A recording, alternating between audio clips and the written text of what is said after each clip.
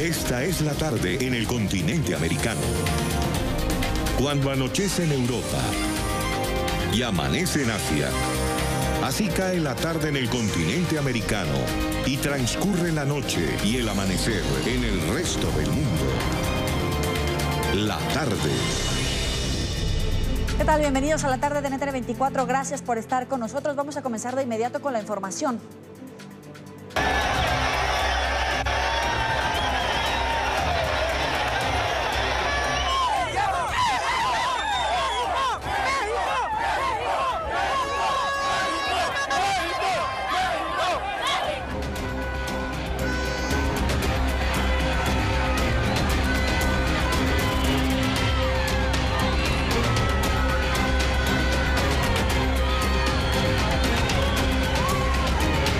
Muy peligroso. Hay que luchar porque ya no hay para dónde tirarse. A que los toque una de dos. Ya.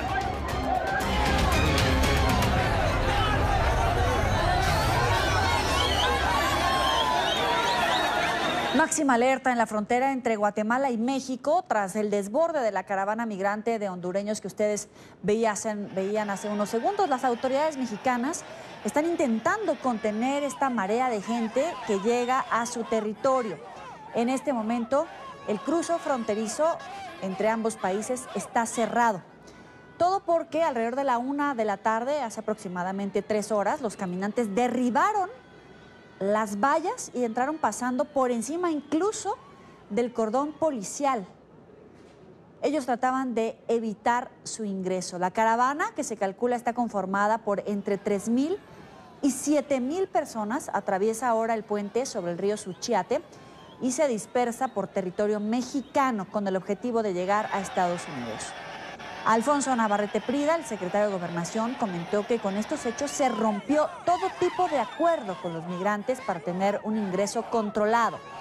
El funcionario apuntó que el gobierno mexicano no utilizó fuerzas armadas en el cuidado de la frontera y como manera de protección al migrante se envió a personal. Esos que ven ustedes en pantalla son policías de las fuerzas federales que pueden observar que estaban conteniendo el paso descontrolado de los migrantes. Los reportes oficiales señalan que esta caravana utilizó a mujeres y niños como carne de cañón para cruzar la frontera. Esto según la propia declaración de Alfonso Navarrete, el secretario de Gobernación. Tras estos hechos, personal de la policía mexicana resultó lesionada. Se habla de al menos una decena de personas, entre migrantes, es decir, civiles, y oficiales mexicanos que habrían resultado lesionados cuando se desató esta ola descontrolada de migrantes cruzando la valla fronteriza con Guatemala. Al respecto de esta entrada, el secretario de Gobernación, Luis Videgaray, de la Cancillería, y el gobernador del estado de Chiapas aseguraron que se realizarán operativos fronterizos para evitar delitos. Cabe destacar que en este momento en el territorio mexicano, en Chiapas, hay un operativo policial para contener la llegada de estos migrantes y para controlar a aquellos que ya se dispersaron en territorio chiapaneco. A lo largo de la tarde se espera un pronunciamiento por parte del gobernador del estado para determinar si va a desplazar un operativo policial o bien va a estar acompañado este operativo con un operativo migratorio para intentar realizar un registro de migrantes. Los momentos de tensión por el sofocante calor y el hacinamiento y la multitud que sobrepasó el cordón policial y se limitó a cruzar la frontera ante la mirada pasiva de los agentes. En este momento hay máxima alerta en ese punto fronterizo, en ese puente que comunica el territorio guatemalteco con el territorio mexicano. Hay una tensa calma con oficiales de la Policía Federal Mexicana. Esa ola de migrantes atravesando este río Suchiate que divide Guatemala y México está contenida por ahora al mismo tiempo que las autoridades mexicanas y de Estados Unidos, por la llegada del secretario de Estado Mike Pompeo a territorio mexicano, justamente en esta situación, que están reunidos en este momento. Vamos a revisar en unos momentos más qué va a pasar durante la tarde. Vamos al lugar de la noticia Saludamos a Gaspar Romero, corresponsal de nuestra cadena aliada Grupo Imagen en el estado de Chiapas, es la frontera con Guatemala, el territorio mexicano. Gaspar, buena tarde. ¿Cuál es la situación a esta hora? Pues informándote aquí desde lo que es el municipio de Suchiate, Chiapas, en México, en las inmediaciones de la frontera con Guatemala, te puedo informar de que ya un pequeño grupo, pero pequeñísimo grupo de esta caravana de migrantes hondureños cruzaron a territorio mexicano, pero por el río Suchiate. Tuvieron que cruzar caminando, esto porque ya se habían desesperado. Precisamente aquí nos encontramos en una parte de lo que es el Parque Central de Ciudad Hidalgo, donde ya este grupo de migrantes está recibiendo comida y bueno, está recibiendo agua, y también están recibiendo pues todo tipo de ayuda. El ayuntamiento de aquí de Chiate ha un albergue, pero este albergue no está todavía funcionando para este grupo de inmigrantes hondureños que vienen en la caravana. Te quiero comentar que gran número de personas está en este momento sobre el puente, el puente fronterizo de lo que es el paso a Ciudad Hidalgo. En la mañana, como bien las ramas, derribaron o prácticamente abrieron la reja que les impedía el acceso, y también rompieron el cesto policiaco que había montado la Policía Nacional Civil guatemalteca, y con ello, bueno, caminaron y se aproximaron a lo que es la reja de contención que instaló el gobierno mexicano ahí sobre el puente. Ahí está la mayoría en este momento de los inmigrantes hondureños o que forman parte de la caravana, a la espera de que el gobierno mexicano les abra las puertas para poder continuar su camino a los Estados Unidos. Les ha pedido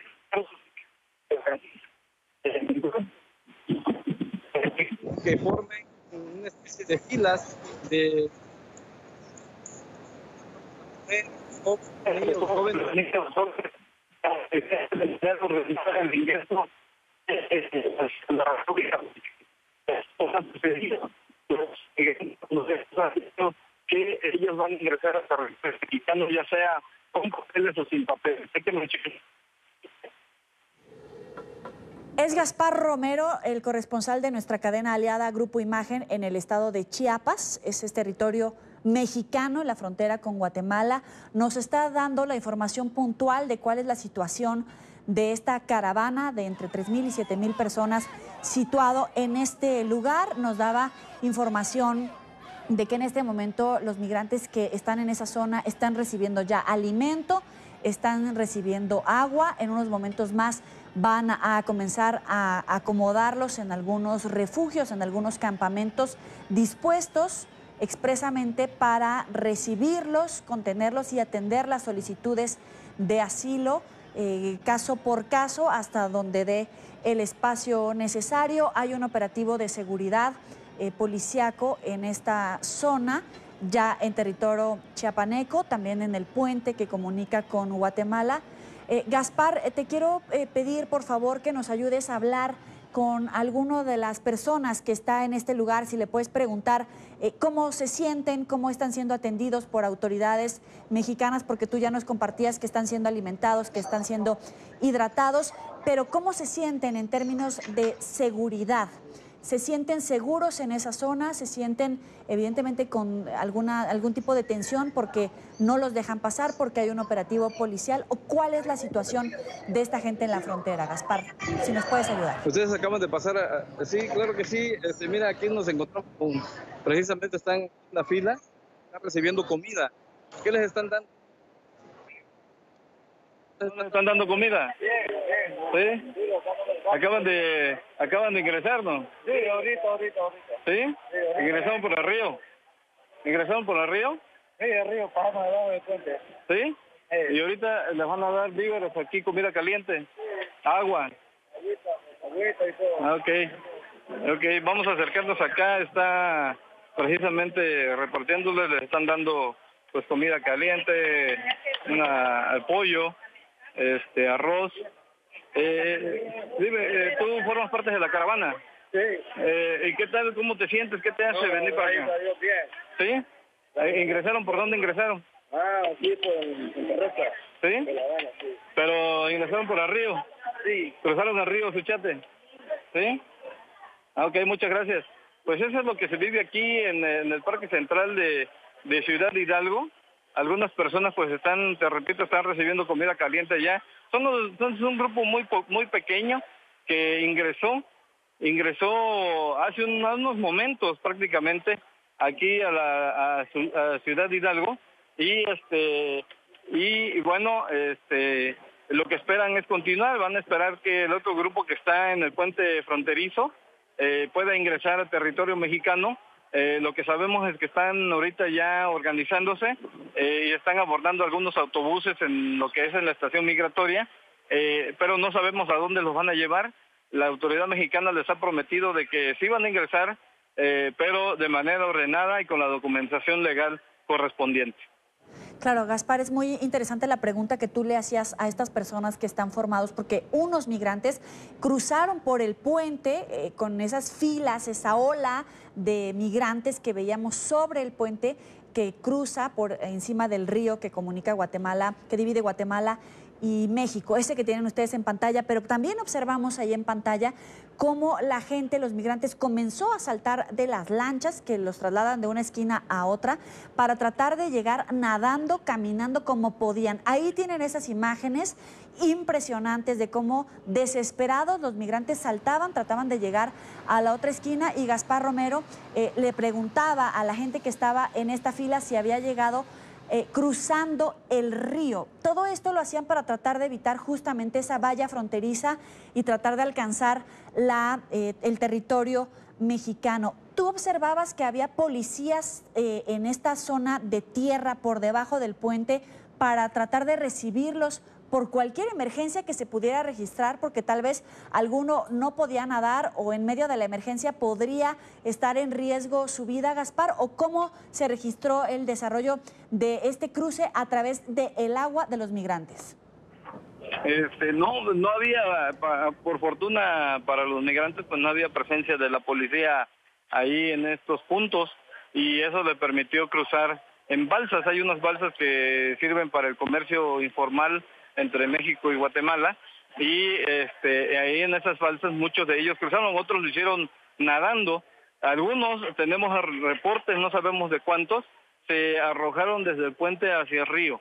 No sabemos cuántos fueron, pero así lograron cruzar este día algunos hondureños, y que se encuentran aquí prácticamente en el parque de Suchiate. Y bueno, la situación es de que la Policía Federal de México solamente está montando este operativo sobre el puente fronterizo, y ahí está prácticamente la presencia policial, que son alrededor de entre 400 a 600 elementos policíacos que están resguardando toda esta zona del puente fronterizo de Ciudad Hidalgo, Chiapas, México. Para concluir, Gaspar, nos das información de que hay camiones dispuestos para trasladar a estos migrantes, pero no tenemos información de a dónde los van a llevar, cuántos van a ser. ¿No tenemos información al respecto? No tenemos información hacia dónde los van a llevar, si los van a llevar a un albergue o los van a llevar a alguna estación migratoria, no lo sabemos, pero ya algún grupo dentro de lo que es el paso fronterizo comenzó a ingresar, pero la policía ha estacionado vehículos ahí para trasladarlos, pero no dice hacia dónde los va a trasladar. Es Gaspar Romero, corresponsal de nuestra cadena aliada Grupo Imagen en el estado de Chiapas, frontera con Guatemala. Gracias por estar con nosotros aquí en la tarde de NTN 24. Claro que sí, estamos al pendiente de cualquier información aquí en este lado de la República Mexicana. En cualquier momento regresamos contigo. Vamos a avanzar. La política migratoria de México la define México. Son las palabras que usó el canciller mexicano Luis Videgaray tras haber recibido al secretario de Estado de Estados Unidos, Mike Pompeo. El funcionario estadounidense llegó hoy a suelo mexicano en medio de la tensión por la caravana migrante centroamericana que pretende llegar a la Unión Americana. Esta conferencia se registró antes justamente de estos momentos de tensión que se vivió en la frontera entre Guatemala y México. NTN 24 está en la Ciudad de México con Julio Sánchez. Adelante, buena tarde. Hola, Yoli, muy buenas tardes. Te saludo con gusto desde Ciudad de México. Así es, mientras esta situación tenía lugar en la frontera sur de México, acá en la capital, en la Ciudad de México, se lleva a cabo una reunión importante entre el secretario de Relaciones Exteriores de México, Luis Videgaray, y el secretario de Estado de Estados Unidos, Mike Pompeo. Precisamente se abordaron diversos temas, pero claramente el relacionado con la migración fue el que tuvo mayor peso en este encuentro, en el que pues hablaron, entre otras cosas, de cómo dicen trabajarán juntos para atender este problema de la migración, pero de fondo ellos dicen que se debe potenciar a la región, generando desarrollo, generando mejores condiciones de seguridad en Centroamérica, para así entonces evitar que sigan generándose este tipo de caravanas que busquen llegar a los Estados Unidos. Todo esto sucede en medio de las amenazas del presidente de los Estados Unidos, Donald Trump, de enviar también militares a la frontera con México, pues como una medida de presión precisamente para contener a esta caravana. En este contexto, hoy el secretario de Relaciones Exteriores mexicano, Luis Videgaray, dice que tiene algunas coincidencias que comparte con los Estados Unidos, sin embargo aclara que la posición de México y la política migratoria es decisión exclusiva de México. Vamos a conocer juntos las palabras del canciller mexicano Luis Videgaray. Es un reto que México enfrenta, y así se lo ha expresado al secretario Pompeo, como lo que somos, como un país soberano. La política migratoria de México la define México, así como la política migratoria de los Estados Unidos la definen los Estados Unidos. Somos países amigos, somos socios, somos vecinos y somos países soberanos.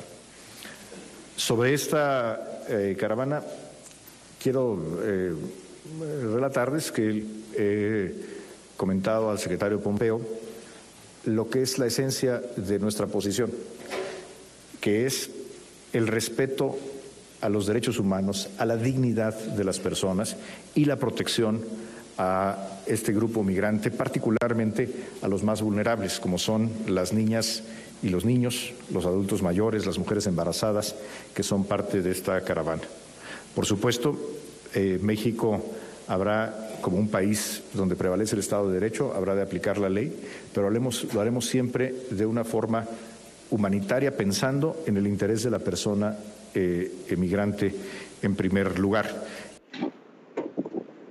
Joely, en medio de todas estas de esta situación que se vive en la frontera, también los funcionarios coinciden en que dice se debe seguir trabajando en la relación bilateral, que reconocen, comparten algunos retos importantes, que incluso hay diferencias en la forma de ver. Claramente la postura dura de Estados Unidos en materia migratoria por el lado de México no es compartida, sin embargo sí dicen que van a buscar seguir trabajando en esta relación bilateral, construir mejor desarrollo en la región latinoamericana. También el secretario de Estado de Estados Unidos, Mike Pompeo, pues reconocía así que su visita no obedece a presiones, no viene a México a tratar de presionar para que se contenga esta caravana de migrantes. Lo cierto es que dicen ser respetuosos de las políticas que decida tomar México en materia migratoria. El secretario Videgaray y yo hablamos de la importancia de detener este flujo antes de que lleguen a la frontera con Estados Unidos. Estamos conscientes de la manera como México manejará esto y como usted lo hará. Es su decisión soberana.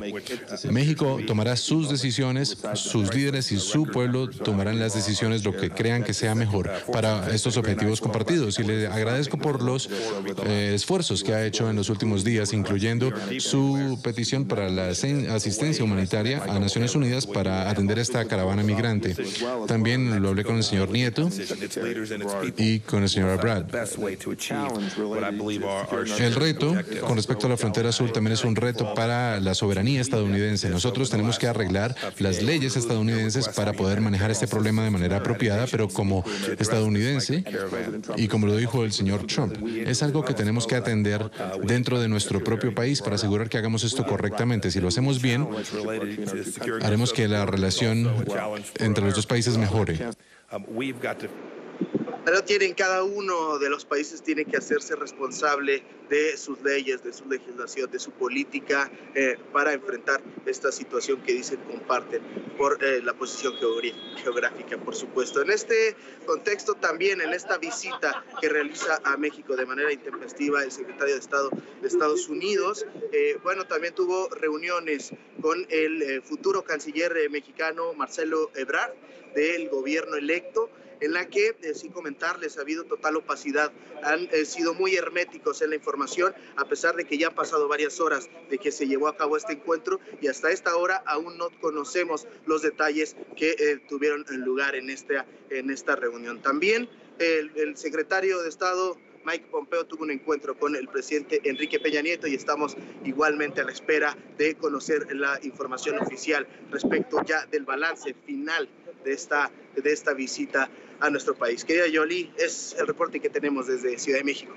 Julio, el presidente Donald Trump dio una conferencia de prensa y la prensa evidentemente le cuestionaba del papel que ha desempeñado en las últimas horas el gobierno mexicano al cerrar esta valla fronteriza, contener esta caravana, y el presidente Trump decía textualmente: está siendo frenada desde este momento por México, por lo tanto, decía el presidente Trump, apreciamos mucho lo que México está haciendo. Eso se lo decía a los periodistas. Agradecía a México y espero que continúen así.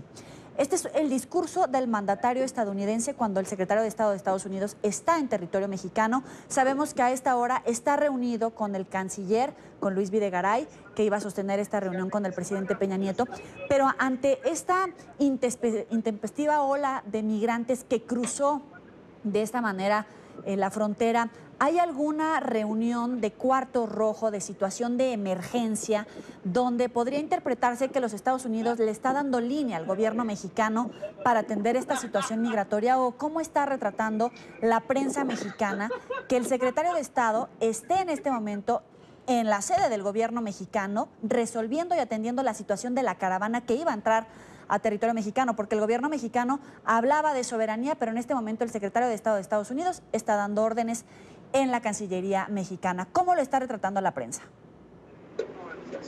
Así es, querida Yoli, precisamente en ese contexto es como hoy la prensa nacional es como está viendo esta visita, que a pesar que en los discursos estamos escuchando que lo que hablan es de tener un respeto a las decisiones que se tomen en materia migratoria, lo cierto es que la realidad es completamente contraria. Si bien no se tiene conocimiento o con claridad, no ha habido información de manera oficial que nos permita conocer a detalle si se está llevando a cabo un encuentro para analizar la situación que se está viviendo en la frontera, lo que sí nos ha quedado claro es que esa línea que llega desde el norte, desde Estados Unidos, pues se está ejecutando de manera directa en México, y esto pues ha valido las críticas, por supuesto, de todos los defensores de derechos humanos, de todos los activistas que dicen que al final del día el gobierno que está pues ya a tan solo un mes y algunas semanas de salir de la administración del presidente Enrique Peña Nieto, bueno, pues en este contexto están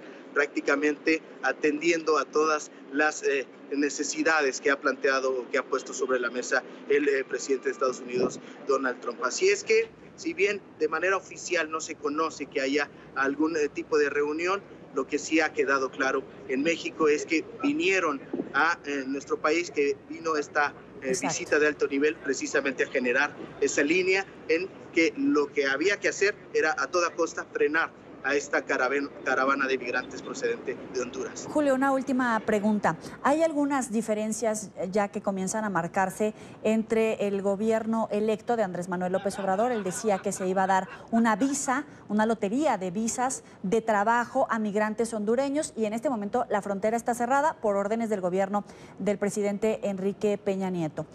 Quiero saber si en algún momento la nueva bancada de gobierno del partido Morena, el propio canciller Marcelo Ebrard, ha expresado esta distancia que podría llegar a tomar del actual gobierno, de esta política migratoria contra los migrantes hondureños. ¿Ya comienza a verse esa fisura entre el gobierno saliente y entrante, o cuál es el clima político entre los dos gobiernos?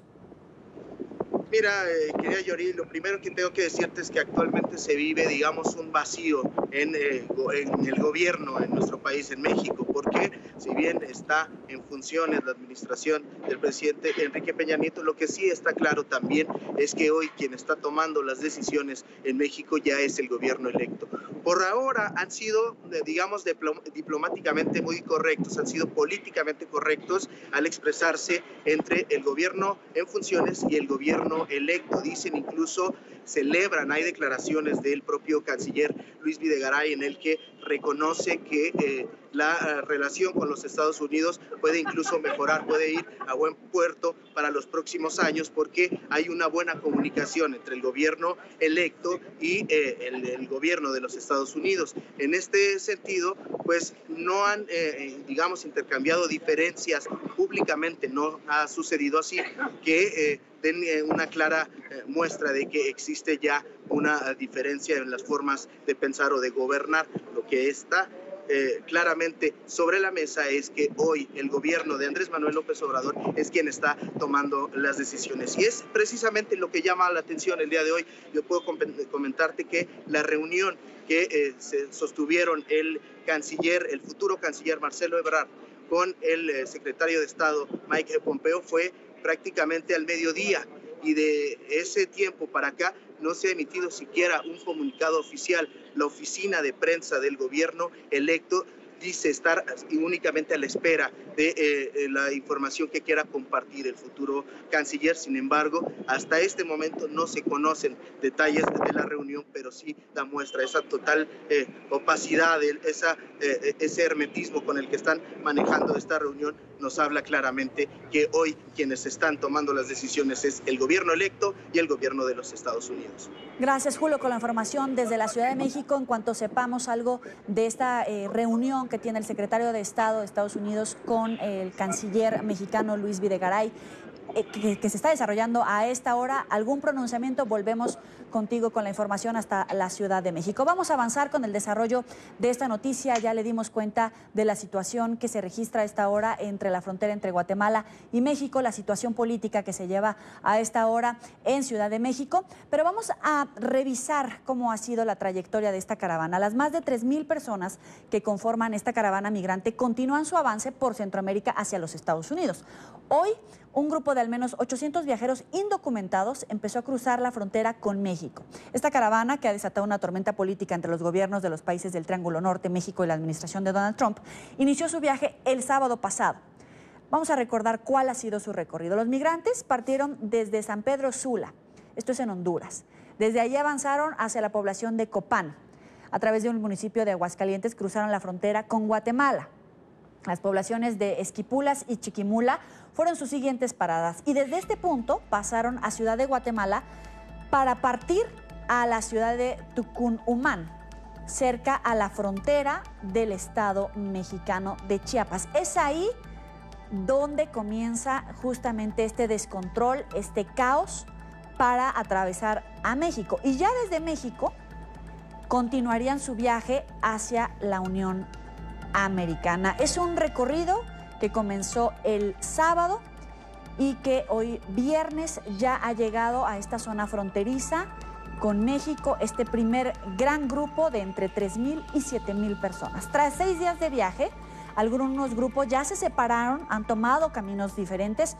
Un número indeterminado de viajeros que también partió desde Honduras decidió cruzar por El Salvador para luego continuar la ruta ya mencionada hacia los Estados Unidos. Pasaron por Guatemala y van hacia México. Esas son las rutas, son los caminos que están tomando estos migrantes hondureños con destino hacia los Estados Unidos. Y a esta hora vamos a abordar otro punto de la noticia. Nos acompaña Herbert Hernández, director de Control Migratorio de la Dirección General de Migración y Extranjería de El Salvador. Gracias por estar con nosotros. Bienvenido. No, un gusto saludarles. Tengan buenas tardes. Gracias por estar con nosotros. Primero que nada, preguntarle sobre las cifras de hondureños que ustedes lograron registrar tras su paso por El Salvador. ¿Cuántos son y en qué condiciones? Bueno, la verdad que en el caso de nuestra frontera colindante con Guatemala, que fue utilizada por ciudadanos hondureños para hacer su paso y unirse a esta caravana, La verdad es que nosotros tenemos un recuento total de las personas que ingresaron, pero no de quienes de verdad se incorporaron, porque por ejemplo el día 17 que se nos dio el cierre de nuestra frontera La Matillo, tuvimos 835 personas ingresando por esa frontera, pero también tuvimos 569 que salieron también. A la hora de hacer una verificación en las diferentes fronteras de donde posiblemente pudieron haber salido, tenemos las principales fronteras nuestras, como lo de San Cristóbal, Chinamas, Hachadura y Anguiatú, donde tuvimos conocimiento que se estaban movilizando. Podemos sacar una media entre la gente que entró, los que salieron y los ciudadanos hondureños que pasaron por fronteras colindantes con Guatemala, como un aproximado de 355 personas. El día en el que tuvimos mayor actividad, pero en este caso ese día fue el único día en el que tuvimos una actividad activa en esa frontera. Al día siguiente, que fue el día 18, tuvimos una concentración de unas 60 personas en el Puente Amistad, y esas personas son las que en algún momento posiblemente son las que tuvimos que se introdujeron a lo que es el río Huascorán para poder pasar a nuestro territorio, que es un número que no tenemos contabilizado por haber pasado en un paso legalmente no habilitado. Claro, de esas personas que lograron cruzar por el río, si me puede corregir o confirmar, es el río Huascorán, para evitar justamente este trámite migratorio. ¿En qué condiciones logran cruzar? Porque están exponiendo su vida, muchos de ellos van en familia, con mujeres, con niños, embarazadas. Es un riesgo mayor el que están enfrentando. Le comento, en el caso nuestro estamos hablando de una frontera que une a Honduras, El Salvador, y si unimos a Guatemala y a Nicaragua conformamos lo que es el CA4. En ese sentido, no necesitamos visas, no necesitamos pasaportes para podernos movilizar en estos países, nada más los documentos de identidad emitidos por cada estado. En ese sentido, los ciudadanos hondureños solo necesitaban su tarjeta de identidad. Ahora, lo que nosotros en su momento estuvimos generando son las condiciones de generar un registro normal. Estamos hablando de el día 17, entre las 8:30, que nos llegó el primer grupo de 4 personas y manifestaron que iban en esa condición, los que les pedimos que hicieran su línea. Así llegamos hasta la mediodía. Ya cuando a esa hora le habíamos dicho a varios que no podían ingresar porque no llevaban el documento de identidad, es que nos bloquearon el puente. Decirles que nuestro trabajo en fronteras es en una forma coordinada con policía, aduanas, migración, y en este caso teníamos presencia de la unidad de mantenimiento del orden, y lo único que hicimos fue regular el paso por la frontera, en el sentido de que la gente hiciera su línea y pasara a hacer su control normalmente. Es así como a las 9 de la noche pasó un grupo de personas considerables que durante el día habían estado haciendo fuerza por entrar sin hacer su registro en conjunto con todas las personas que ahí estaban. Pero además de eso teníamos la concentración en Puente Amistad, que era de un aproximado de 60 personas. Sí. Ahora, decir de que en el caso nuestro, lo que ha habido nada más es generar un orden de paso y garantizar lo que establece la ley de migración, que es organizar y coordinar los servicios relativos a la entrada y salida de nacionales y extranjeros, hacer la calificación de los documentos válidos de viaje y por lo consiguiente también lo que dice el artículo 96 de nuestra Constitución, el hecho de que todo extranjero que ingrese a nuestro territorio está obligado a cumplir nuestras leyes, pero también nos obliga a nosotros a cumplir o a hacer valer sus derechos. En ese sentido, sí, es como esta gente hizo uso de nuestras fronteras patrias, y la verdad que lamentamos que algunos hayan lanzado al al río Huascorán para hacer el paso por nuestra frontera, porque la verdad es que hay fuerte lluvia en la zona, el río estaba crecido, pero además había una creciente bastante bastante fuerte. Señor Hernández, en algún momento se les escapó de las manos el control de esta ola migratoria por el número tan grande que llegó, porque en este momento vemos una situación de caos en la frontera entre Guatemala y México, pero tal vez este caos ha ido creciendo, este descontrol por la cantidad tan importante de gente que se está movilizando. ¿Se les escapó de las manos, llegó a rebasar la capacidad policial y las autoridades migratorias por la cantidad de gente? Bueno, la verdad es que en el caso nuestro no se ha dado absolutamente nada de eso. La verdad es que a nosotros se nos ha cuestionado porque había personal de la unidad de mantenimiento del orden en Puente, pero la verdad es que lo que hemos evitado es que haya maltrato a niños, mujeres, a jóvenes y a personas adultas que ahí se conducían. En ese sentido, decir de que de todos los procesos que se han dado, como que es el más ordenado que se ha generado en esta caravana que los hermanos hondureños han realizado a lo largo ya de hace varios días. Para concluir, las labores de inteligencia que ustedes han desarrollado, porque usted explicaba todo el trámite migratorio de recepción de su documento de identidad, un nombre, algún número de identificación, ¿lo cruzaron en algún momento esta información con las autoridades de México, con las autoridades de Estados Unidos? Porque hemos escuchado a un presidente, Donald Trump, decir que en esta caravana migrante también podría cruzar mucha gente que son criminales. Llamaba incluso a detenerlos por una cuestión de seguridad nacional para los Estados Unidos. Yo le pregunto, en esta labor de inteligencia, ¿han detectado que en verdad en esos grupos existen criminales infiltrados o descarta totalmente esta teoría?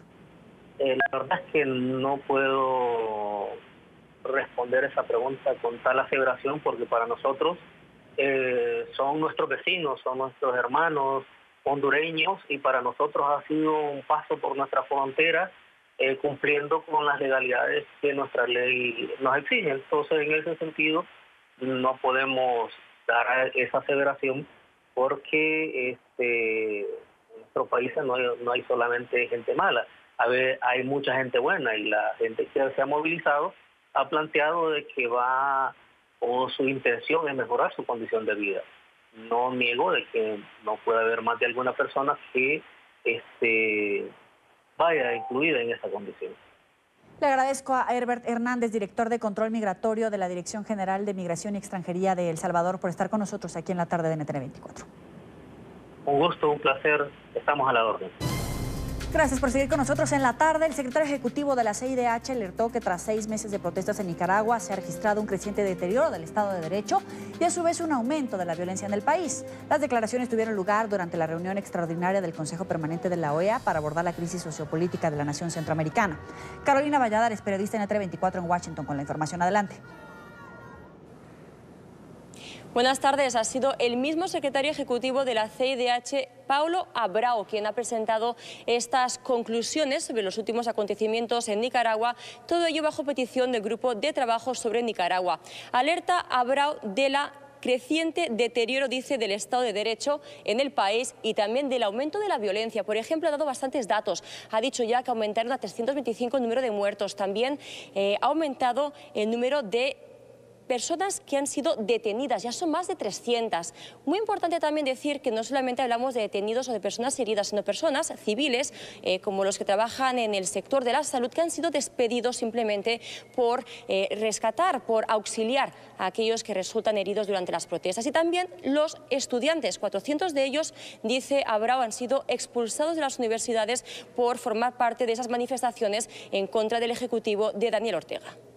La Comisión está acompañando cada una de estas situaciones y hoy, pasados 6 meses de esta grave situación, alertamos a toda la comunidad regional sobre la importancia de mirar a lo que está pasando dentro del país y generar respuestas y presiones para cambiar esa realidad. No se ha abierto hasta el momento ningún juicio específico sobre el uso excesivo de la fuerza por parte de las autoridades estatales, mientras que hay un conjunto de cargos judiciales en contra de los manifestantes. Esta realidad no es compatible con la democracia. Mientras la OEA se reunía hoy aquí en Washington, mientras tanto en Nicaragua sigue el sentimiento de miedo a protestar, sobre todo porque hay represión en las calles contra aquellos que se atreven a alzar la voz. Diálogo hoy en día no existe porque no existen las condiciones. Ellos tienen que respetar los derechos humanos, tienen que aceptar la ayuda humanitaria, tienen que celebrar algo de democracia antes que se exista el diálogo. Hoy en día no hay nada que dialogar. NTN 24 preguntó al embajador de Nicaragua ante la OEA sobre la reunión extraordinaria de hoy ante el Consejo Permanente. No quiso darnos declaraciones, dijo que tenía, según él, una llamada más urgente que atender.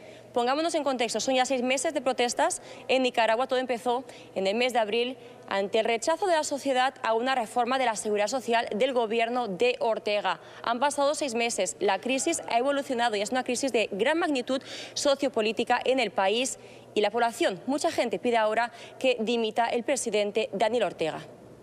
Desde Washington, Carolina Valladares para NTN 24. Adelante. Gracias, Carolina. Y la represión y violación de derechos humanos en Nicaragua son el tema principal del más reciente informe de Amnistía Internacional. El texto titulado Sembrando el Terror describe con detalle más de una veintena de abusos contra civiles que participaban en las marchas contra el régimen de Daniel Ortega y que fueron víctimas de las tropas orteguistas. Según organismos defensores de los derechos humanos, la crisis en sociopolítica en el país ya completa 6 meses, ha dejado más de 500 víctimas mortales. Así es que este nuevo informe, Sembrando el Terror, es la documentación de lo que consideramos ha sido un incremento en la represión violenta por parte del Estado. No solo documenta este uso excesivo y en muchas ocasiones letal de la fuerza, sino cómo estas operaciones entre policías y parapolicías, estos grupos armados pro gobierno, cada día son más sofisticados, cómo estos grupos han hecho ataques desmedidos a la población civil que se encontraban en resistencia a través de barricadas para prevenir los ataques precisamente en contra de sus comunidades y como una forma de resistencia pacífica. Hablamos en concreto de que en todos los escenarios de operación limpieza que Amnistía Internacional analizó, se emplearon armas de tipo militar prohibidas en labores de control de manifestaciones y de seguridad pública. La Relatoría Especial de la ONU para Asuntos de Migrantes se pronunció hoy sobre la caravana de inmigrantes hondureños que está en camino hacia los Estados Unidos. Urgen la protección de los derechos de los integrantes de la caravana y permitir su libre movilidad. Nuestro periodista en Nueva York, Alejandro Rincón, tiene toda la información. Adelante. Hola, es un gusto conectarme con ustedes desde el interior de la Organización de Naciones Unidas en la ciudad de Nueva York. En el transcurso de este viernes hemos tenido la oportunidad de hablar directamente con el relator para asuntos de inmigrantes de este organismo internacional, con el objetivo de tener su percepción y sobre todo sus llamados de atención a distintos países, en este caso del continente americano, a propósito de varios temas de interés en este frente. El primero de ellos, la caravana de inmigrantes que está en transcurso ahora mismo hacia territorio de México con el objetivo de llegar posteriormente hacia los Estados Unidos. Sobre este caso, el relator hizo un importante llamado de atención a estos dos países. Por una parte, proteger los derechos humanos de esos inmigrantes y también que no se les bloquee la libre movilidad. Yo llamo a los gobiernos de Estados Unidos y México a considerar seriamente la protección de los derechos humanos de estas personas y no hacer que las consideraciones de seguridad signifiquen aplastar los derechos humanos. Me parece que no puede haber una aproximación de los estados que sea de abordar esto en forma masiva, sin considerar las situaciones individuales de la gente. Desde luego, lo que no está permitido por el derecho internacional son las expulsiones colectivas, sin determinar la situación individual de cada persona. El Canal de las Américas preguntó al relator para asuntos de inmigrantes sobre el caso de los refugiados venezolanos, otro tema que tiene la atención de la comunidad internacional y que por supuesto no pasa desapercibido de los ojos del relator para asuntos de inmigrantes de la ONU. A futuro, él hizo el siguiente llamado de atención sobre el reto que considera debe ser prioritario para los gobiernos de Latinoamérica, en donde están ahora mismo estos refugiados ciudadanos venezolanos. Creo también que los estados tienen que ser cuidadosos en términos de tomar seriamente las solicitudes de refugio que planteen las personas venezolanas en situación de movilidad. Hasta ahora las tasas han sido bajas, y no solo en América Latina, sino también en España y en Estados Unidos, de aceptación de refugio de venezolanos. Y también otras medidas de protección internacional que de los que puedan ser merecedores. Es todo lo que tenemos para ustedes por ahora. Continúen con más en la tarde. Gracias. Sí, el presidente Donald Trump amenazó con un cierre completo de la frontera sur de la Unión Americana si no se detiene el avance de la caravana de inmigrantes que salió desde el sábado desde Honduras. Pero más allá de las palabras, varios expertos insisten en que la promesa del mandatario es imposible de mantener y tendría un precio nefasto para el país, entre ellos el costo para su economía. Para cumplir sus amenazas, Trump necesitaría invertir cientos de millones de dólares del presupuesto federal solo para desplegar a la Guardia Nacional en la frontera.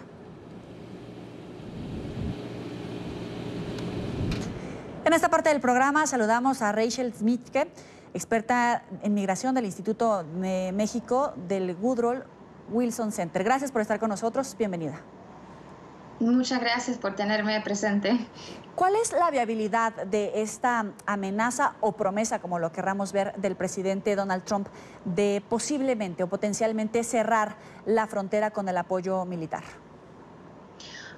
O sea, no es una posibilidad tan real. O sea, el presidente Trump sí puede enviar a la Guardia Nacional a la frontera, pero cerrar a la frontera totalmente es algo que es muy difícil. Y hay que acordar que también la frontera es una de las zonas más protegidas, una de las fronteras más fortalecidas del mundo.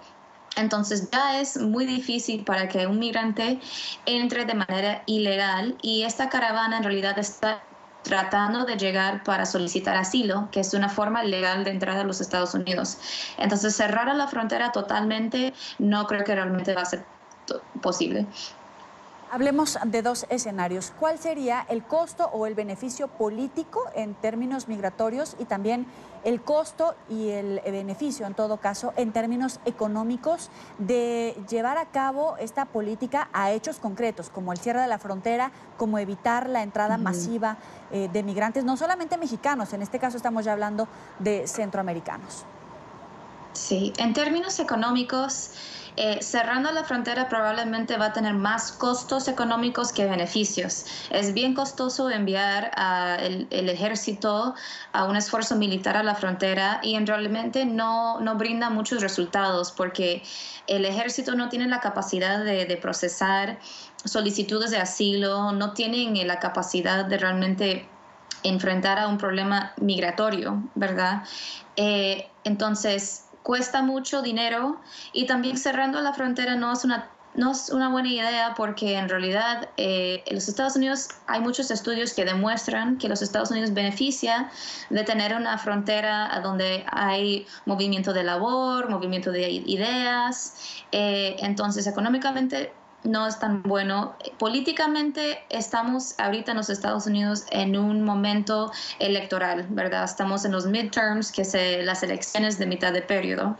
Entonces el presidente Trump quiere complacer a su base, quiere prometer, quiere cumplir con las promesas de su campaña de reducir los flujos migratorios, de tener una política migratoria muy estricta, ¿verdad? Entonces, enviando a la Guardia Nacional políticamente para él, creo que él lo ve como un beneficio, ¿verdad? Porque quiere demostrar el poder de los Estados Unidos y quiere demostrar que está cumpliendo con sus promesas.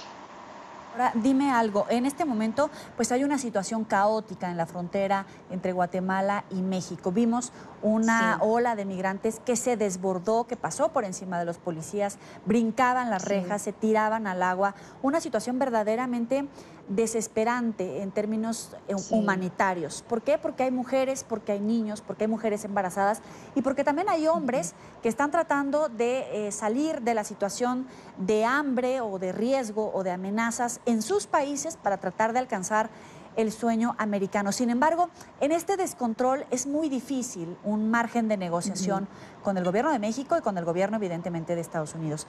Esta situación de descontrol de alguna manera le da argumentos al gobierno de Estados Unidos para decir que es una situación caótica que puede afectar en términos de seguridad nacional a su país y por eso se debe de dar el cierre de la frontera? Puede ser que eche un poco leña al fuego a la retórica que está saliendo de Estados Unidos, pero ahorita, o sea, México está en una posición muy complicada porque sí es un aliado, quiere cooperar con los Estados Unidos, pero también quiere promover a los derechos humanos de los migrantes. Y México está haciendo realmente un esfuerzo de tratar de coordinar con la sociedad civil, con las ONGs, con el ACNUR, para procesar a solicitudes de asilo, para dejar a la caravana entrar de manera legal. Pero sí, ahorita, como mencioné antes, porque estamos en una situación en los Estados Unidos de elecciones, puede ser que la percepción que hay una crisis migratoria, esto sí probablemente puede contribuir a esa percepción, que en realidad no necesariamente es la realidad, porque los flujos migratorios no están aumentando de manera tan extrema hasta que los cruces ilegales en Estados Unidos son de los niveles más bajos que hemos visto en muchos años. Entonces, no es una crisis, pero sí estas imágenes que estamos viendo en la frontera de México y Guatemala pueden contribuir a esa percepción. Quisiera compartir contigo, Rachel, una información. En una entrevista con nuestra cadena aliada Milenio Televisión, el secretario de Gobernación de México, Alfonso Navarrete, aseguró que se había llegado a un acuerdo con los líderes de la caravana de migrantes hondureños. De acuerdo con el funcionario, no se les iba a cerrar el paso y todo se iba a manejar bajo la óptica de los derechos humanos. Incluso denunció que grupos organizados están utilizando a niños, mujeres embarazadas y jóvenes como carne de cañón. Vamos a escucharlo y vuelvo contigo. El día de ayer, el embajador de México en Guatemala y altos funcionarios del Instituto Nacional de Migración acordaron con los dirigentes de la caravana migrante que nosotros trataríamos este asunto bajo la óptica de derechos humanos, sí, que no se les iba a cerrar el paso para que pudieran llegar a territorio nacional quienes así lo desearan o lo requirieran, que lo único que le solicitábamos era que fuera ordenado, que pudiéramos tener espacio para poder, en grupos de 50, 100 personas, poder tomar la documentación necesaria para que pudieran tener una estancia en México documentada y no estar sujetos a irregularidades o a la violación de derechos humanos si esto no ocurría. Ellos lo aceptaron. Hay un intento violento por entrar a territorio nacional donde están utilizando a niños, a mujeres embarazadas, a jóvenes como carne de cañón para ver si se les violentan derechos, cosa que no va a caer en esa provocación el gobierno mexicano, y lo adelanto desde ahorita puntualmente. Ese es el discurso, pero quisiera saber si hay congruencia en el discurso con la acción que está llevando a cabo el gobierno mexicano, porque hoy por hoy el secretario de Estado, Mike Pompeo, está sentado en la Cancillería mexicana en la Ciudad de México, atendiendo esta crisis migratoria con el canciller mexicano, tanto el saliente como el entrante. ¿Es congruente lo que dice el gobierno mexicano con lo que está haciendo? Sí y no. O sea, creo que enviando la policía, lanzando bombas lacrimógenas, no es congruente, pero no quita que México sí está haciendo un esfuerzo de procesar a la caravana, de dejar a personas entrar de manera legal, de intentar tener un sistema organizado para que la caravana entre, ¿verdad? Que en realidad es progreso, porque en la caravana que vimos en abril eso no pasó, ¿verdad? La caravana entró sin mucho contacto con el gobierno mexicano, con la INM. Entonces, México sí está haciendo un esfuerzo y creo que sí hay la intención de promover los derechos humanos, pero esta situación en la frontera sí se está poniendo más tensa, sí se está poniendo un poco más violenta, y eso es algo que México tiene que cuidarse un poco, pero no digo que es totalmente contra lo que está diciendo el gobierno. Creo que están intentando hacer lo correcto, pero ahorita está una situación muy complicada. Agradecemos a Rachel Schmidtke, experta en migración del Instituto México del Woodrow Wilson Center. Gracias por estar con nosotros aquí en la tarde de NTN 24. Gracias a ustedes. Gracias por seguir con nosotros en la tarde de NTN 24. Avanzamos con más información. La crisis migratoria venezolana sigue empeorando con el paso de los días. Ciudadanos desesperados por no encontrar forma de subsistir en su propia tierra se embarcan en difíciles y muy peligrosos viajes intentando buscar opciones. Los países de la región han sido testigos de las historias de quienes sin nada en el bolsillo tratan de empezar una nueva vida. Este es el caso de un grupo de 180 migrantes que ha creado un albergue improvisado junto a la terminal terrestre de Bogotá, la capital de Colombia, donde sobreviven de la caridad de las personas vecinas. Carlos Arturo Albino está allí y tiene la historia. Saludos desde el campamento El Bosque. Así ha sido denominado por los venezolanos, los caminantes, en su mayoría, quienes han iniciado su travesía desde Cúcuta y han llegado hasta acá, hasta el occidente de Bogotá, muy cerca de la terminal de Salitre, porque no tienen otra opción. Están acá para buscar un futuro mejor y esta es la forma que han encontrado. Viven de esta forma. Vamos a tratar de conversar con ellos. Le pido a mi camarógrafo que me acompañe por acá. Sí, buenas tardes, muchachos. Disculpen, estamos para la tarde de NTN, con su permiso. Venimos a ver y a conocer pues sus historias, cómo están viviendo en este momento. Hola, ¿cómo estás? ¿De qué parte de Venezuela vienes tú? De Barinita. Explícanos más o menos cómo están viviendo. ¿Cuál es tu nombre y apellido? María González. María, cuéntame cómo duermen, cuál es su colchón, cómo es la situación acá. Pues la situación un poco... Ay, un poco difícil, dice. Sí, un poco difícil y bueno, duermo en una carpa y demasiado frío. Hace mucho frío para usted. Vamos a tratar de conversar aquí con el señor. Mi señor, ¿cuál es su nombre y apellido? Leonardo Jerez. Leonardo, ¿tú en Venezuela, de qué parte de Venezuela eres? De Caracas. De Caracas, ¿qué estudiaste allá? No estudié, yo estaba trabajando ayudante de panadería. ¿Y qué pasó? ¿Viniste caminando? ¿Cómo es la cosa? Sí, me tuve que venir caminando por la situación. Me tocó buscar el pasaje nada más para llegar a la frontera y de ahí, bueno, que sea lo que Dios quiera. ¿Tu carpa cuál es? Mi carpa es esta. Vamos a pedirle a nuestro camarógrafo que ingrese un momentico acá a la carpa para que él nos muestre cómo está viviendo. Mira, aquí hay 180 personas viviendo en esta carpa, no dejan en este campamento, no dejan ingresar a más personas debido a la gran cantidad de venezolanos que se encuentran en el lugar. Ahí incluso no hay baños, no hay electricidad y ellos deben pues soportar el frío de la noche. Vamos a ingresar para acá, para esta carpa. Esta es, así de esta forma. Cuéntanos cuál es el colchón acá. Permiso, con su permiso. El colchón es la cobija. Este es el colchón, mostremos. La cobija, ese es el colchón. Pero aquí ya es piso, o sea, es tierra. Sí, eso ya es tierra. Esto es lo único que tiene uno ahí como para dormir cómodo. ¿Y el frío? ¿Cómo hace con eso? No, coño, la cobijita que a veces le regalan a uno. Échale el cuento del pan. Eso es lo único que tiene uno, porque no... Y hace frío aquí tremendo, todos estos días ha hecho un frío tremendo. ¿A quién dejó en Venezuela? A mi hija, a mi mamá, a la familia. ¿Qué significa para un venezolano dejar a su familia completa? Cónchale, es duro, es rudo porque uno se va y uno deja a toda la familia de uno buscando un mejor futuro, ya que en el país de uno no lo consigue. Bien, muchísimas gracias. Vamos a caminar hacia otra carpa donde hay más venezolanos. Ellos acá lavan, ellos acá cocinan, hacen su día a día para poder esperar, buscar mejores oportunidades. Ellos dicen que están mejor aquí que en Venezuela. Ellos, a pesar de todo, aquí pueden comer, pueden tener cubrir sus necesidades básicas, que es alimento, tener sus productos, y es la única forma que han visto ellos para poder subsistir. Vamos por acá, para este lado, vamos a conversar con otros venezolanos que están en carpas diferentes. Estamos en el campamento El Bosque, que no es más que un lugar que han sido creado por los mismos venezolanos para poder subsistir, para poder vivir. Llegan acá a Bogotá luego de una larga caminata desde Cúcuta. Buenos días, por acá. ¿Cuál es su nombre y apellido? Eudi López. Eudi, ¿con quién duermes tú en esta carpa? Conmigo. ¿Qué pasó? ¿Hace cuánto ya saliste de Venezuela? Hace 3 meses. Hace 3 meses. ¿Con quién venías? Cuéntanos. Llegué a Cúcuta. En Cúcuta llegó mi esposa y decidimos venirnos para Bogotá, pues. Y me vine para Bogotá con mi esposa, mis 2 hijos. Lamentablemente en el camino mi esposa falleció de un paro respiratorio por una bronconeumonía. Y estoy acá solo con mi hijo. Ayer me iba a mudar por un arriendo porque llevo 15, 20 días reuniendo.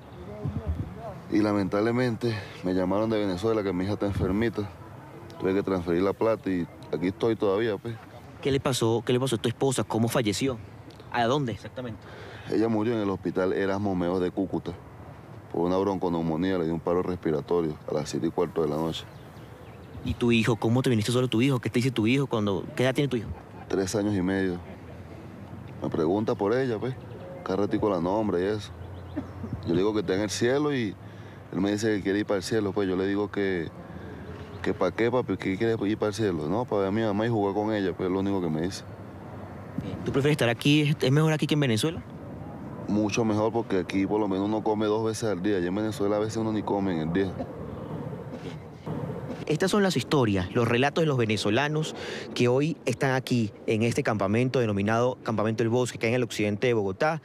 180 personas viven en este espacio, ya no dejan ingresar más. La alcaldía pues ha ayudado a estas personas con temas de salud, con temas de algunos servicios básicos que requieren ellos. Sin embargo, aquí no hay electricidad, no hay baños. Ellos deben sortear diariamente estos servicios para poder subsistir en este lugar. La información que tenemos nosotros del occidente de Bogotá, en Colombia. Regresamos con más de la tarde de NTN 24. Pero no solamente es la capital, Bogotá. En la costa colombiana pues también es la situación muy delicada, sobre todo la salud de muchos venezolanos. Varios de ellos que llegaron a la nación vecina huyendo de la crisis que atraviesa su país padecen graves enfermedades y no tienen trabajo o recursos para comprar los medicamentos. Llegaron a Colombia con la intención de un futuro mejor. Algunos se enteraron que por el resto de su vida tienen que vivir con el VIH, pero afrontan 2 problemas: ser ilegales y conseguir las medicinas. Hasta ahorita, en el momento, gracias a Dios, no me ha hecho falta el medicamento de acuerdo al grupo. En la lista de venezolanos que viven con el VIH en Barranquilla ya son 21 personas identificadas, entre ellas una menor. El tema de salud es un tema vital allá, donde la falta de insumos médicos, la falta de medicamentos, la falta de atención es carente. Pero la ubicación no es fácil y el subregistro es mayor. No sabemos en Barranquilla cuántas personas venezolanas o venezolanas viven con VIH, porque muchos tienen temor a visibilizar su estatus serológico aquí en Barranquilla. Las reuniones con Salud Pública y el Consejo Noruego para Refugiados se adelantan en la Cruz Roja Colombiana en Barranquilla. Buscan la manera de brindarles atención médica integral y prevenir más contagios. Y el caso de Venezuela será uno de los temas a tratar en el foro. El crimen organizado secuestra las democracias en América Latina, de este 23 de octubre. Este evento, que tendrá lugar en Miami, reunirá por 3er año consecutivo a un grupo de expresidentes, jefes de Estado y líderes regionales.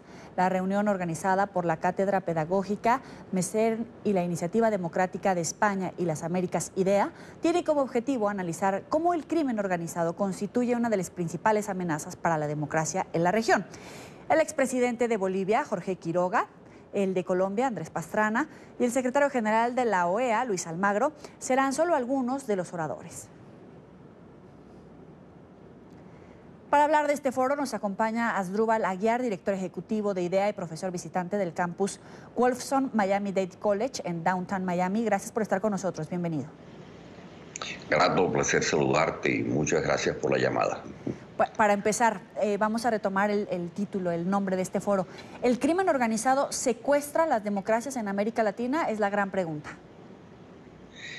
Bueno, esa es una pregunta que tiene respuesta ya en algunas de las realidades que se están viviendo en la región.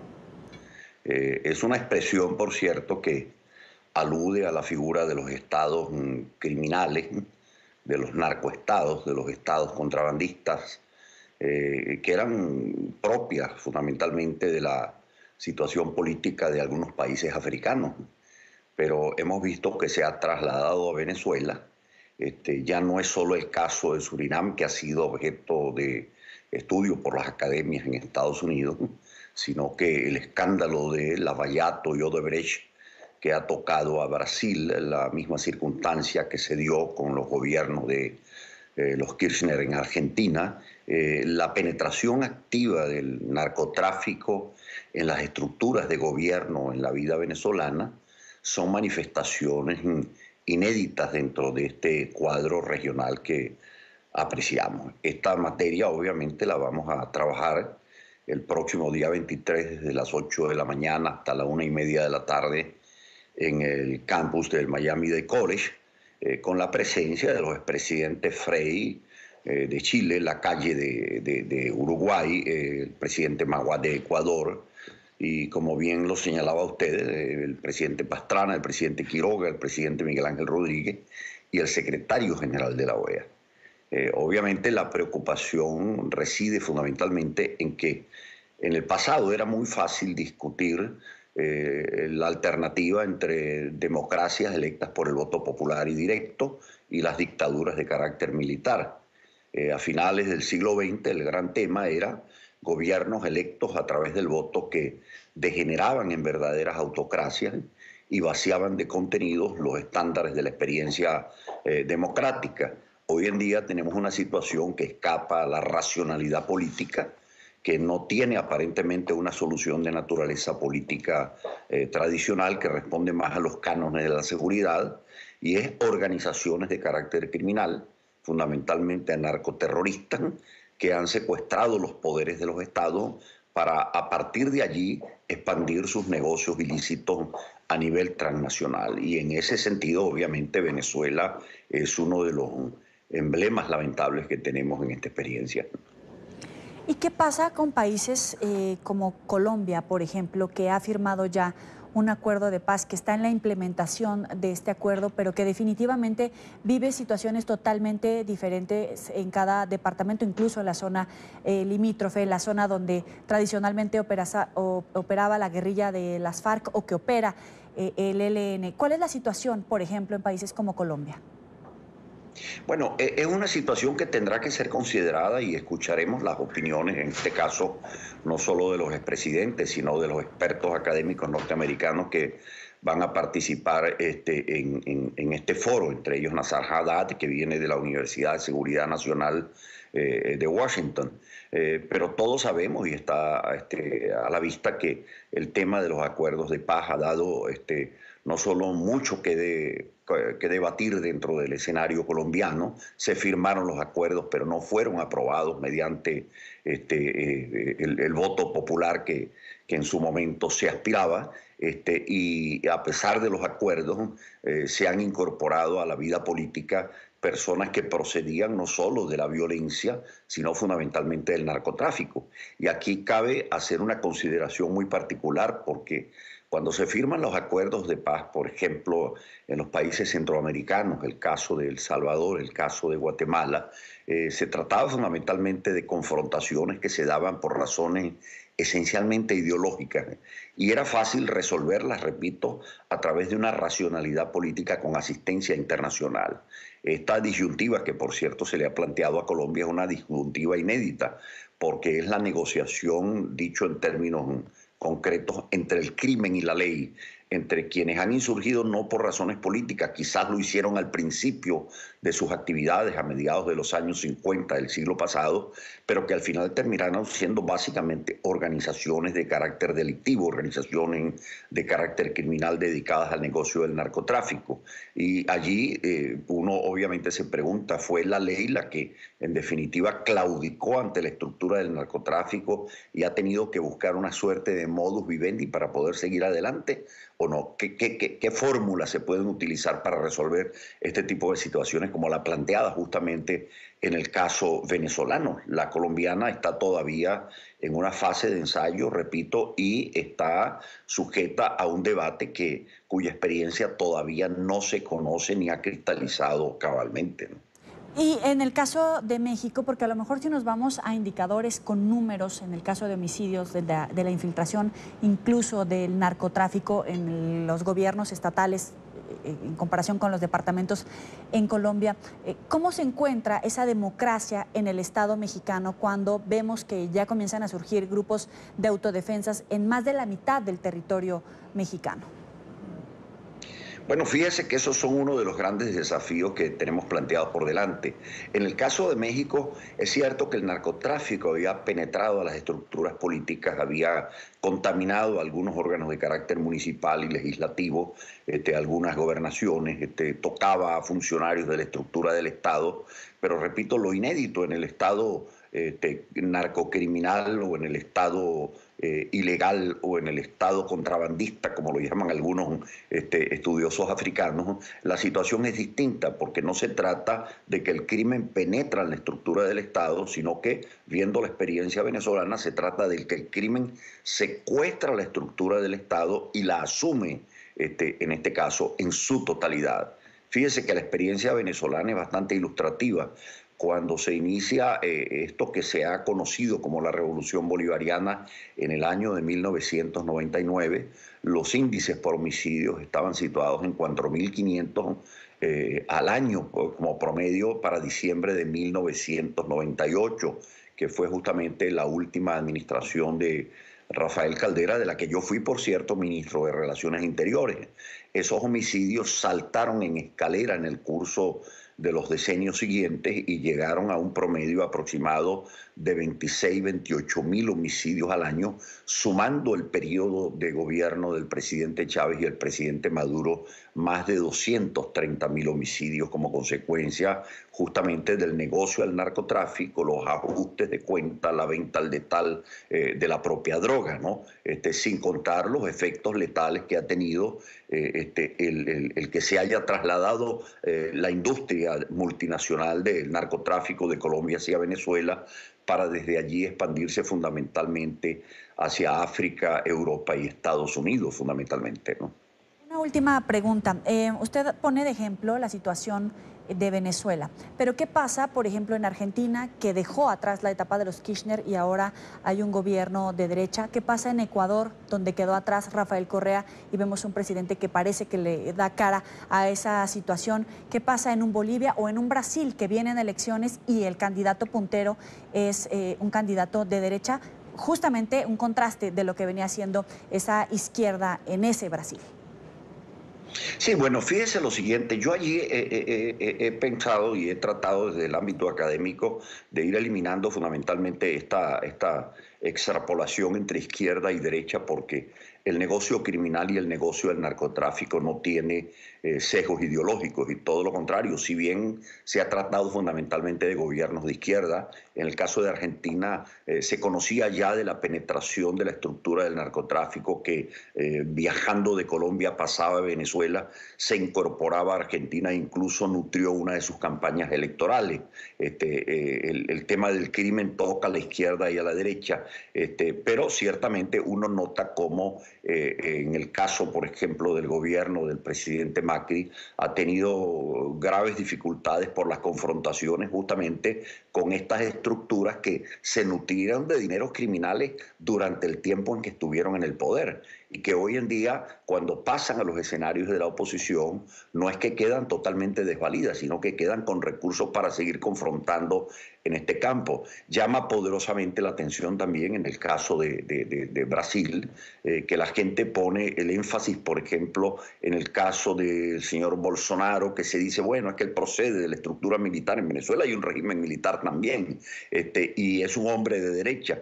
Sí, pero vemos a un candidato que regularmente va desde su sede política a la cárcel para tratar de asesorarse y orientarse fundamentalmente con un expresidente que no es que ha sido señalado de la Comisión de Delitos Políticos, sino que ha sido condenado fundamentalmente por hechos muy graves de corrupción. Entonces, ciertamente que uno observa que en los estados democráticos lo racional es que ciertamente no haya un debate en donde se busque un sincretismo de laboratorio entre la ley y el crimen, sino prevalezca la ley, prevalezca el Estado de Derecho y sea respetado por unos y otros en estas circunstancias. Así que yo veo que en América Latina hay una situación que en este sentido también va avanzando progresivamente hacia procesos de recomposición, pero tuvieron suerte en el caso de los argentinos, en el caso de los brasileros, de ir encontrando su camino por las vías de carácter democrático. Pero fíjese que no es la experiencia de Venezuela,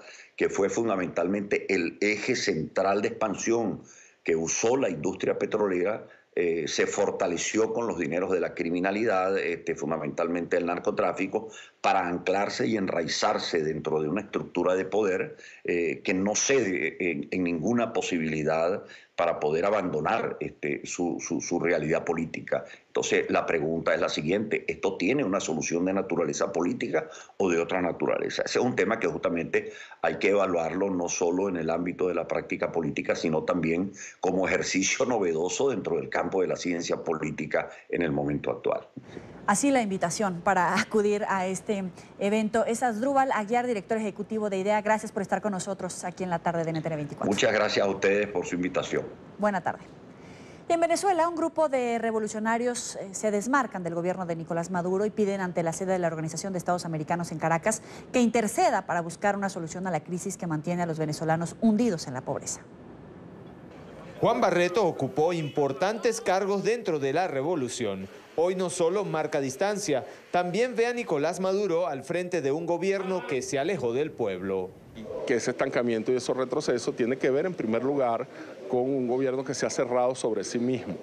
Es un gobierno que no discute, es un gobierno que no se abre a la crítica y es un gobierno que ve la crítica como una enemistad, ¿no? Ve la crítica con ojeriza. Nosotros creemos que ese es un error que está cometiendo el gobierno. Juan Barreto dijo no sentirse responsable de la crisis, al tiempo que aseguró que hay una gran diferencia entre el gobierno de Hugo Chávez y el de Maduro. Ahora vemos cómo hay distintas manifestaciones obreras, hay distintas manifestaciones campesinas que demuestran que el movimiento popular no está siendo escuchado y que las demandas del movimiento popular son crecientes en relación con las políticas que el gobierno lleva a cabo.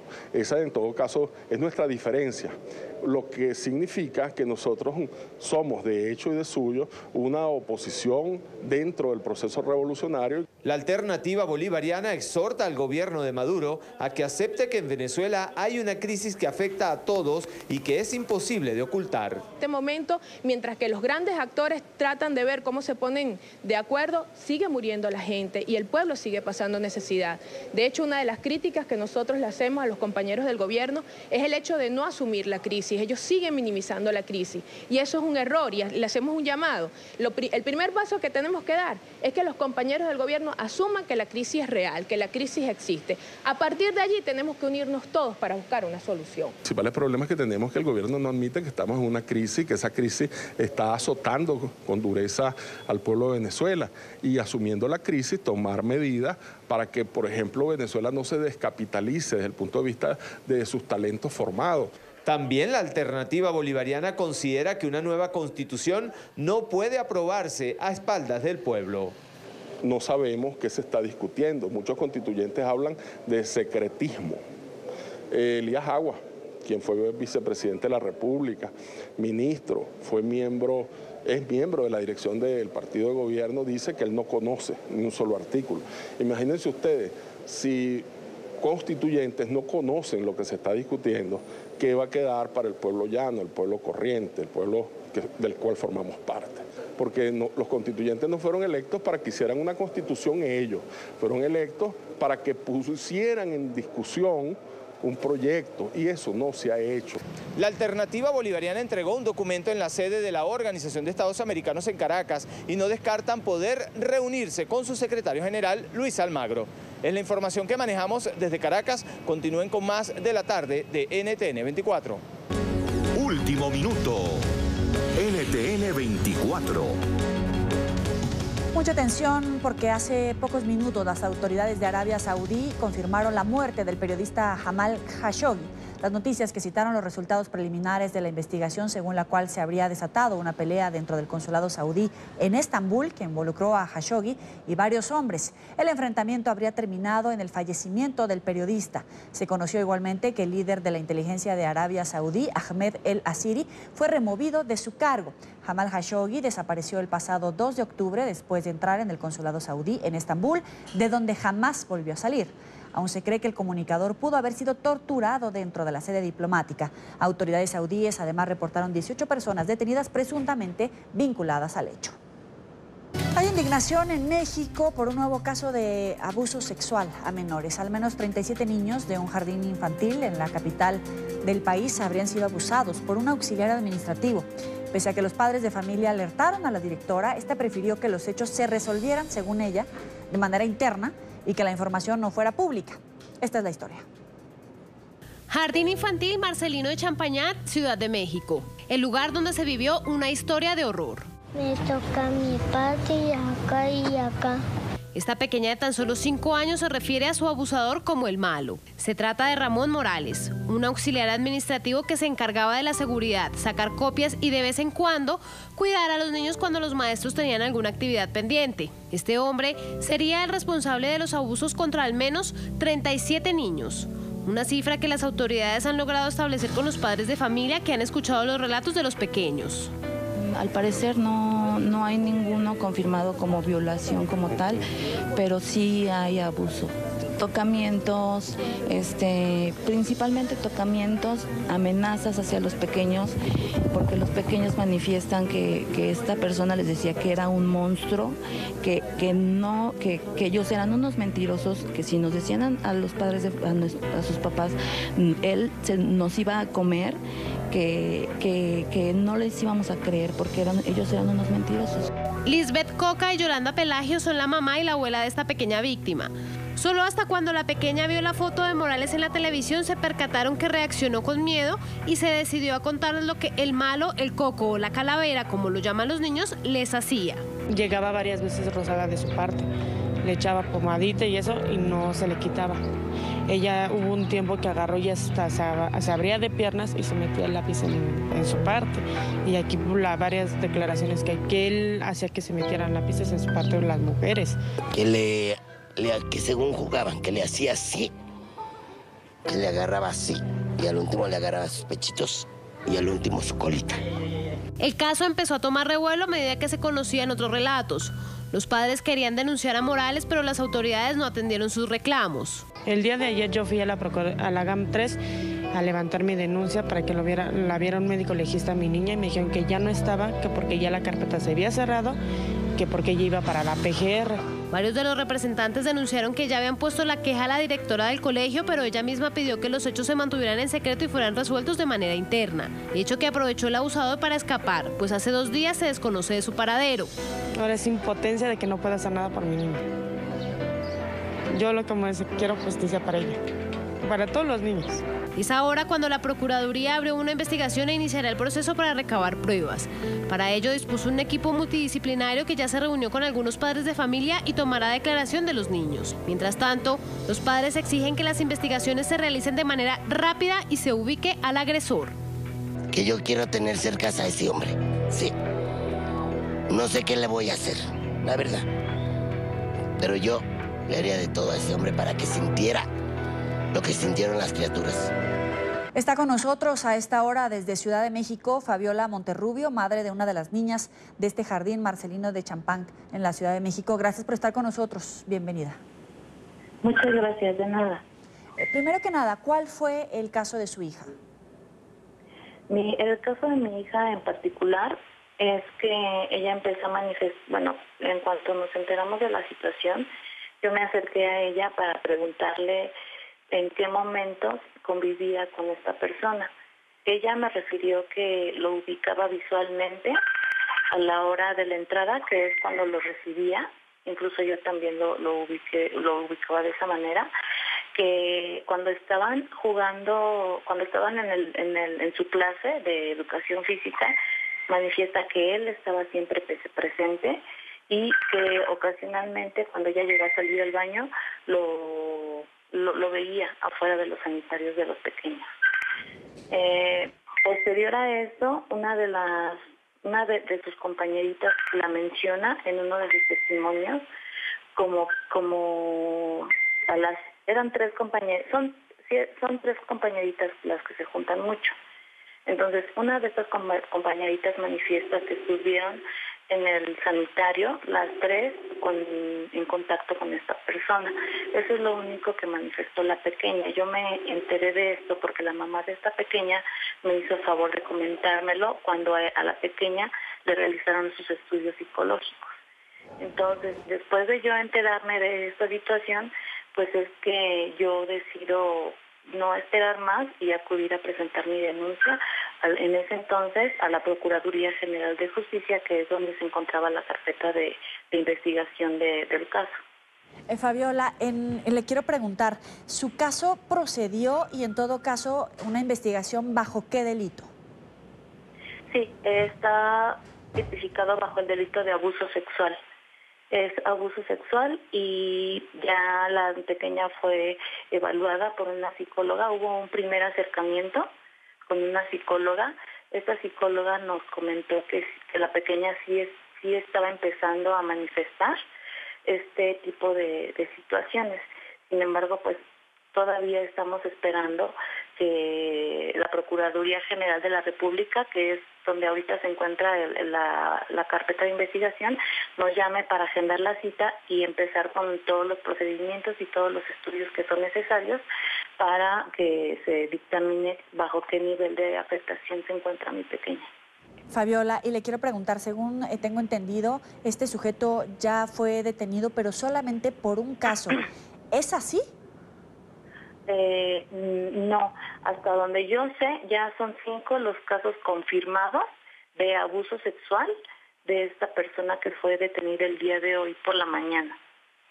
Ok, ¿y usted siente que la justicia la va a respaldar, la justicia en México, o considera que hubo impunidad, incluso encubrimiento por parte de las autoridades dentro de la escuela donde trabajaba este sujeto? Definitivamente dentro de la escuela y dentro de la institución sí hubo un encubrimiento. Sí hubo un encubrimiento y hasta cierto punto complicidad, porque tanto estaban enteradas la directora como la supervisora de la situación. La primera denuncia que se presentó con ellas de manera formal fue el día 8 de octubre, pero un mes antes ellas ya tenían el conocimiento de esta situación.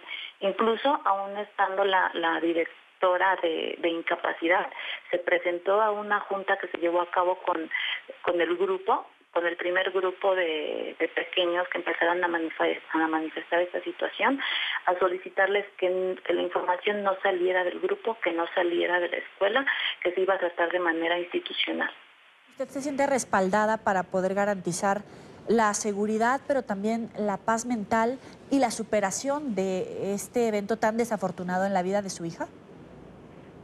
No entendí, pero ¿me lo puede repetir? Claro, ¿usted se siente cobijada por las autoridades en México para garantizarle la seguridad y también para garantizarle a su hija que va a poder sobrepasar este episodio tan triste para ella? Pues mire, hasta ahorita las autoridades han respondido de una manera muy positiva y a favor de nosotros. Desafortunadamente tuvimos que llegar a las últimas consecuencias para que nos hicieran caso y pues hasta ahorita se ve que hay una total disposición. Mi pequeña ya fue revisada psicológicamente. Vamos a continuar con sus procedimientos, con su evaluación psicológica y sí hay una gran disposición por parte de la Procuraduría de la República, que es la que se está llevando a cargo de este caso. Entonces, pues yo espero que sí seguir siendo respaldada hasta como ha sido hasta este momento. Para concluir, ¿cómo siente a su hija anímicamente? ¿Cómo está resolviendo esta situación que además involucra a varios de sus amiguitos, de sus compañeros de escuela? Sí, pues mire, afortunadamente hasta donde yo la he percibido, ella sigue siendo una niña alegre, sigue gritando, bailando, cantando, sigue riéndose, no ha perdido esa esencia. Es Fabiola Monterrubio, madre de una de las niñas abusadas en el Jardín Marcelino de Chapagnat, en la Ciudad de México. Le agradecemos este tiempo para la tarde de NTN24. Llegamos al final de la tarde por hoy y comenzamos el fin de semana. Gracias por acompañarnos. Nos puede seguir en Twitter en @NTN24, @NTN24B, @NTN24com, mi cuenta personal @Yoli Ramírez. Gracias por estar con nosotros. Pásela muy bien.